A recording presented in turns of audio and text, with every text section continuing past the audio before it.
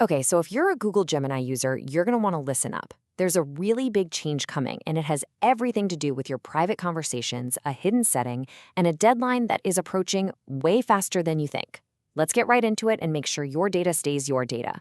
So to really get what's at stake here, let's put a face to it. Let's imagine a typical user. We'll call her Sarah. She's a marketing exec, and she pretty much relies on Gemini every single day. You see, for Sarah, Gemini is way more than just a tool. It's like her creative partner.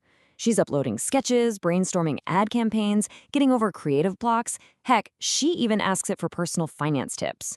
I mean, she trusts it with her career ambitions and her most private thoughts. But then, one night, she's just scrolling and bam, a headline stops her in her tracks. Google will use your Gemini uploads to train AI. And suddenly, that trusted partner, well, it feels like something else entirely. And that headline Sarah saw, it gets right to the heart of this whole thing. Google is about to flip a switch that affects literally every single user's data. So let's break down what this really means. The phrase you need to know is fodder for training. Sounds a little weird, right? But what it means is that starting September 2nd, everything you've ever shared with Gemini, your private chats, your unique prompts, your uploaded files, is going to become raw material to teach Google's AI models. And this is where the real tension is. On one hand, you've got Google. And look, they want to improve their AI by learning from real human conversations. Makes sense. But on the other hand, you have us, the users. And the risk is huge. Think about it. Confidential business plans, personal health questions, all of it could just become part of some massive training data set. And this is where it gets urgent. You have to pay attention to this timeline. So right now, as we speak, a setting called Gemini Apps Activity is already logging your conversations. But on September 2nd, Google starts using that data for training. That means the time between now and then, that is your critical and only window to act. Okay, but here's the good news. You are not powerless in this situation. Not at all. This is about taking back control. You have the ability to opt out, so let's walk through the exact steps to reclaim your privacy. All right, first up, let's do this on your desktop. It's super simple, just 4 steps. You're going to go to gemini.google.com and sign in. Then look for Settings and Help over on the left menu. Click that. From there, select Activity, and you'll see a toggle switch for Gemini Activity. Just flip that sucker off. Now here's a pro tip, and this is super important. This setting is tied to a specific Google account. So if you're like me and you have one for work, one for personal stuff, you got to repeat these steps for each and every account. And what about on your phone?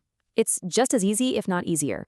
Just open up the Gemini app, tap your little profile icon, find Gemini Apps Activity in the settings, and then just tap the switch to turn it off. Simple as that. And while you're in there, you can also delete all your past activity and just wipe the slate clean.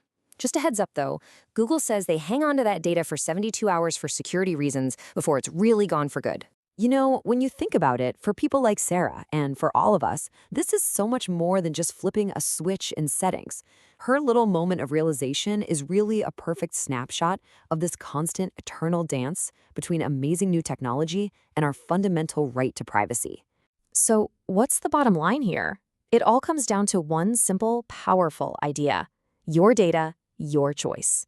We're at a point now where we have to consciously, deliberately decide where we draw our boundaries. And that's why doing this, actually going in and changing that setting, it's not just some technical chore. It's you making a statement. When you opt out, you are literally drawing your line in the digital sand and telling these companies, this far and no further with my data. So I'll leave you with this direct call to action. Seriously, right after this, take 2 minutes and just peek into your Gemini settings. Make your choice now, before that September 2nd deadline comes knocking. And it really leaves us with one last big question to chew on. As our words, our ideas, our very conversations become the teachers for these incredibly powerful AI systems, we have to ask ourselves, what lessons do we truly want them to learn? And from whom?